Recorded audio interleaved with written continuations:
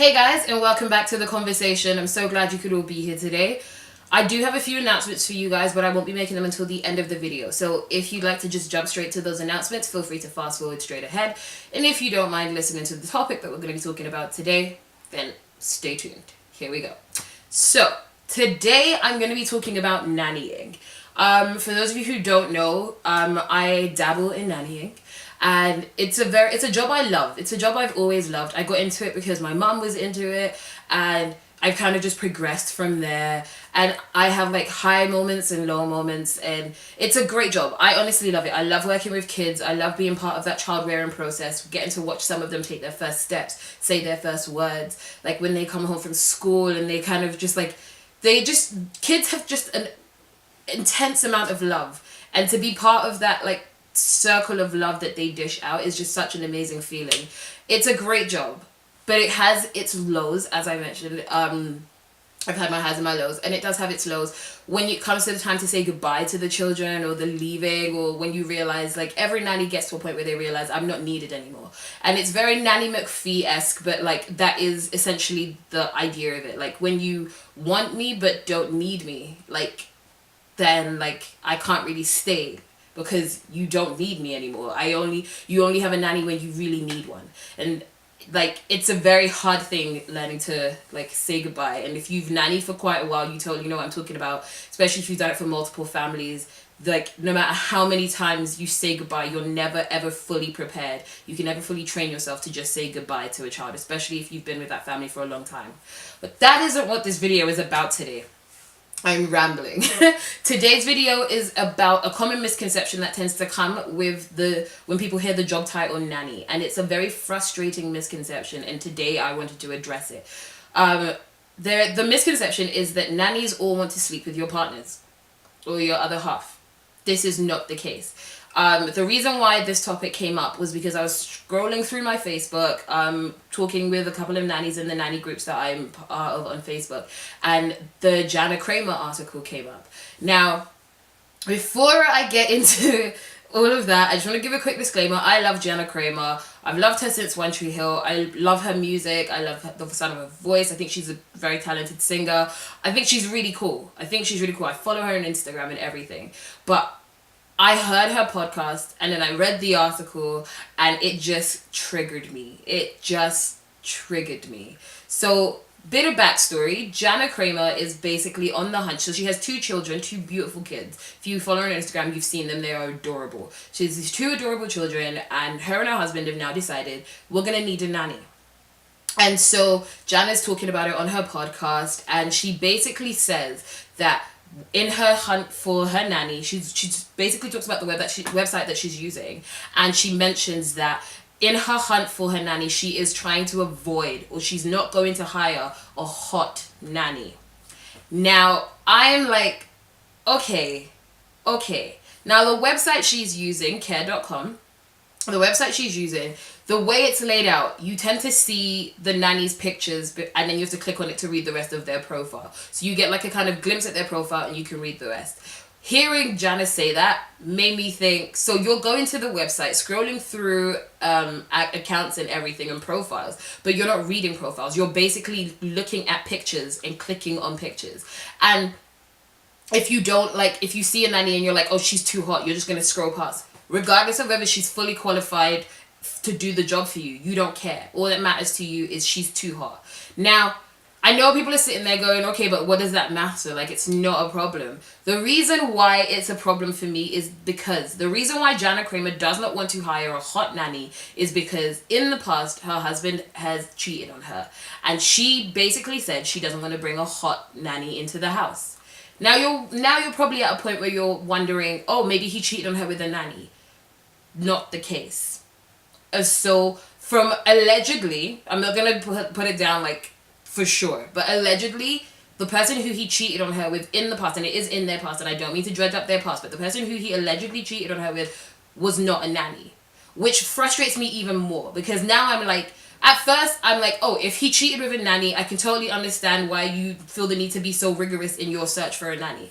But the fact that she wasn't a nanny, allegedly, is annoying, because now I'm like, so this means so there are so many different problematic points I can take from this. One, Jana Kramer, if you follow her on Instagram, you notice that she always has like friends over at the house. She's always surrounded by really pretty women. Like, that's just, it's what it is. She's an actress. Her friends are very pretty ladies. That's what it is. And they're there when her husband is there. So one problematic point I looked at is like, okay, so are your friends in your eyes not attractive? Do you think your friends are not hot because they're not drawing your husband's attention? Is that what it is? Then I'm like, okay, but what if she gets a nanny who, like, she finally finds one who, and she's like, okay, you're the perfect fit for my family. And everyone, her nanny is now the laughing stock, because now everyone is looking at that nanny going, well, you only got the job because you're not hot. Like, what does that, like, come on, Jana. Like, and I don't want it to be a thing where I'm basically just attacking Jana, because this is something that seems to happen all over. This happens all over. There are so many families out there who are like, oh, I can't hire a nanny that's too pretty. Or I can't hire a nanny that's too motherly. Like, what does that even mean? What does that mean? Like, I had a family I actually went to interview with when I first got out here to Canada. And the mum made the choice to watch The Hand That Rocks the Cradle. If you've never seen The Hand That Rocks the Cradle, it's a very intense movie about a nanny who decides to, first of all, the woman wasn't actually a nanny. Let's point that out. She wasn't a nanny. She pretended to be a nanny to get into the house. But she posed as a nanny, got into the house, and went after the husband, and then tried to basically replace the mum in the family.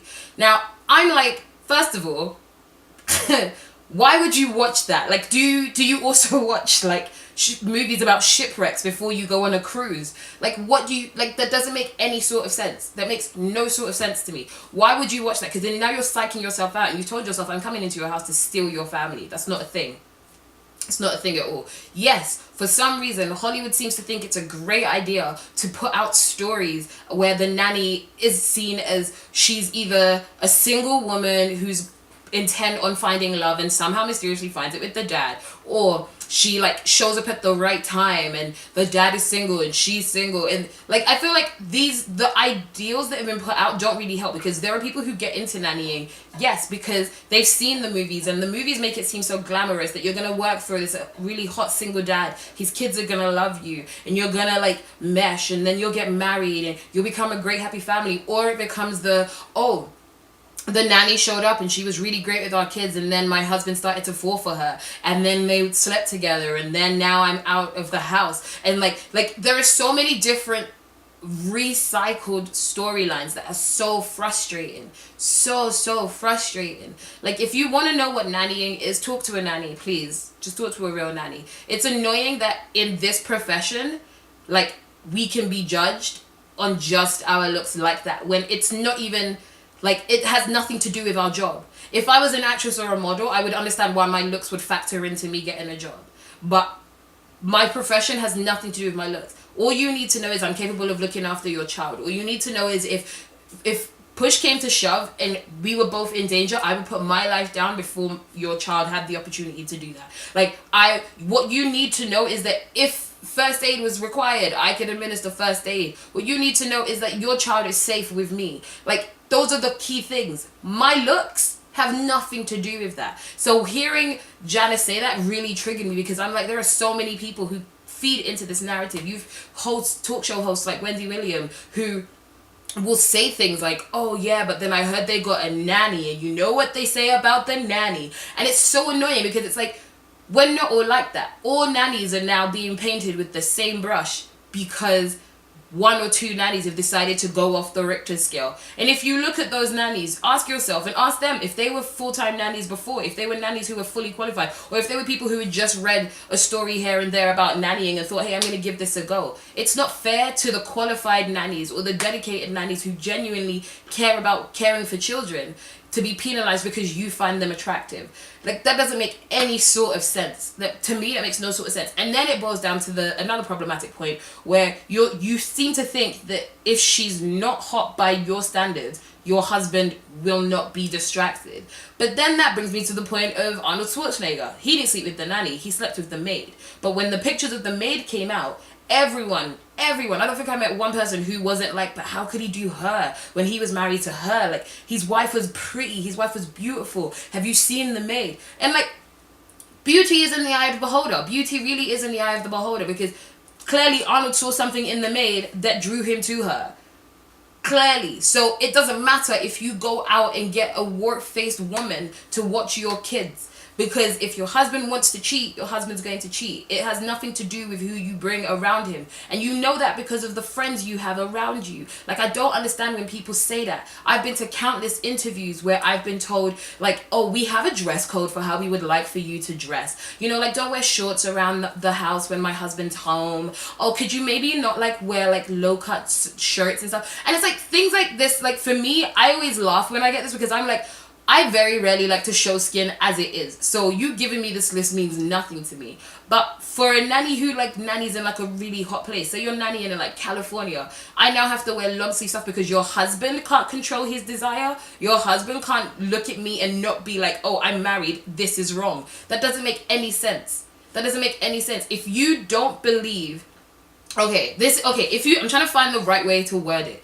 If a woman gets raped, and the judge tries to say it's because of what she wore, that she was asking for it, and that makes you mad, you should not, and I cannot emphasize this enough, you should not blame a nanny for your husband cheating, regardless of how she dresses, regardless of all of that stuff. If you have a problem with it, discuss it with your nanny for real. Like, if you're like, hey, I think you've been dressing a little too sexy, you can talk to your nanny about that. Like, that's fine, but then be prepared to explain yourself, because there's no nanny you're gonna go to and be like, hey man, I think you're dressing a little too sexy for your job, like, can we just like tone it down? Would you do it to a doctor? Would you do it to a lawyer? Would you do it to any other profession? You wouldn't. So why is it okay to do it with nannies? It frustrates me so much.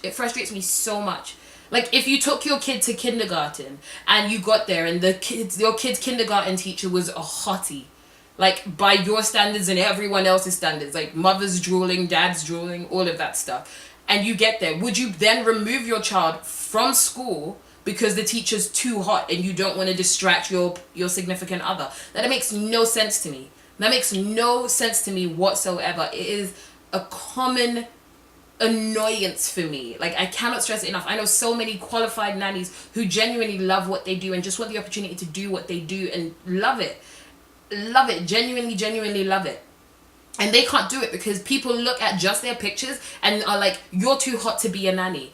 What if their qualifications are only in that?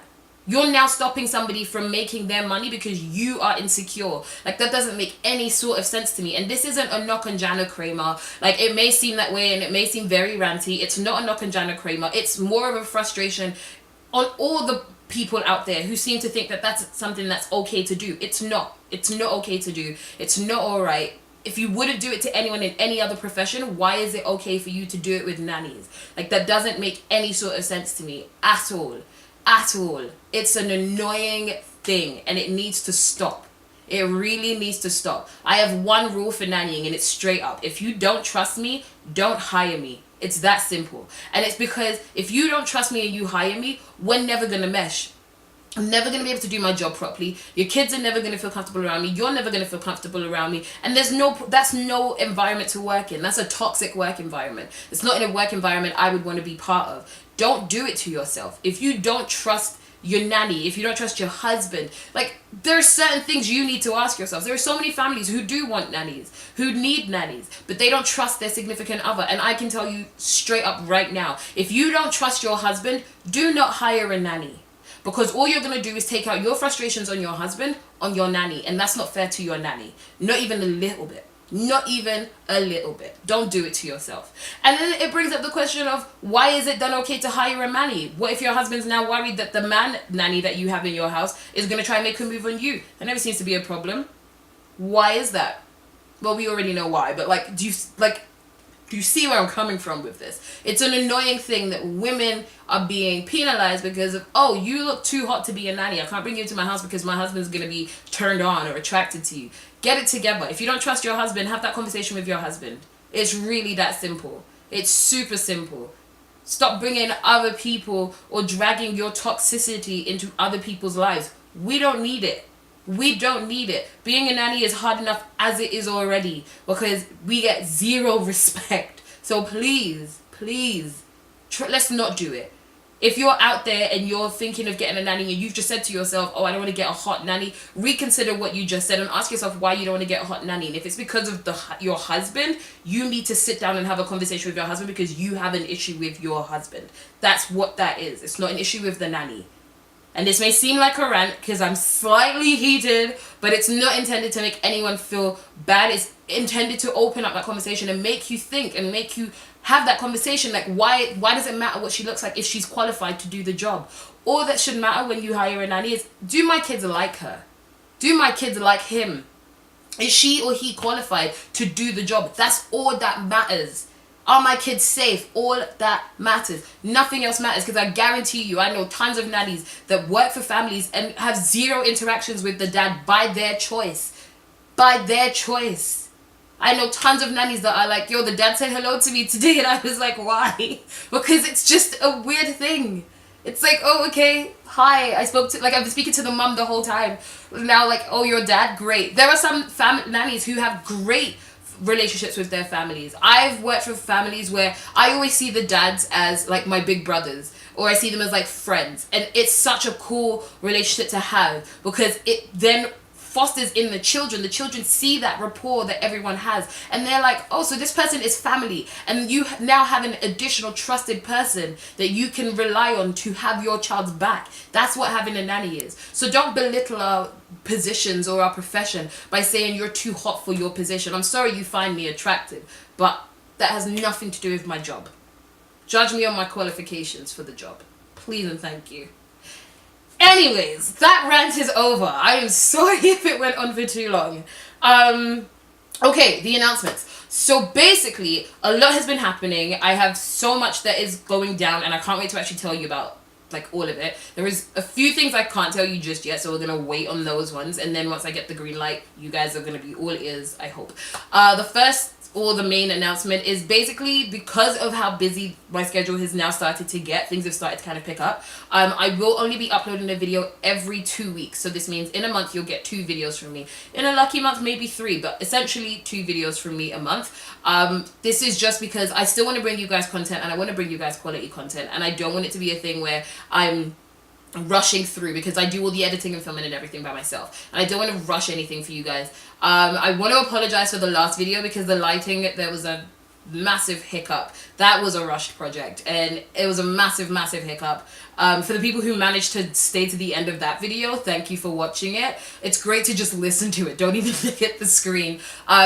I'm currently working on fixing the lighting issues that I have been having, so please bear with me. For everyone who is bearing with me, thank you so much for bearing with me. I really do appreciate it.